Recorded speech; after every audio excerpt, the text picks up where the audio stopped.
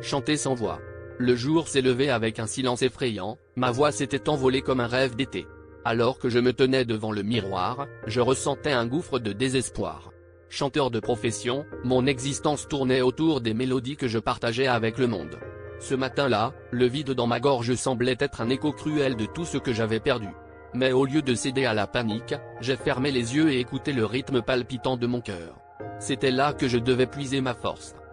Je suis sorti dans les rues de Paris, où les bruits de la ville semblaient me narguer.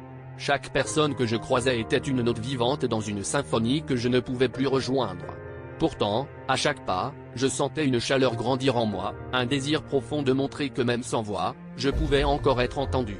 J'ai trouvé un coin du parc où je m'installais souvent, et j'ai laissé mon cœur chanter à travers mes gestes, mes sourires et mes regards. Les passants se sont arrêtés, intrigués par cette étrange performance silencieuse. À travers leurs yeux, j'ai vu la puissance de la musique qui ne dépendait pas des cordes vocales, mais de l'âme. Ils ont commencé à applaudir, non pas pour la qualité du son, mais pour la beauté de l'expression sincère. C'était un rappel que notre influence ne se mesure pas toujours par le bruit que nous faisons, mais par l'impact que nous avons sur les autres. Ce jour-là, j'ai appris que parfois, perdre ce que nous croyions essentiel peut nous révéler des trésors cachés. J'ai compris que la véritable musique réside dans le courage de se relever face à l'adversité et de chanter avec passion, même quand le silence semble nous étouffer. En fin de compte, ce qui compte, c'est de toucher les cœurs, et pour cela, il suffit parfois de trouver sa propre mélodie intérieure.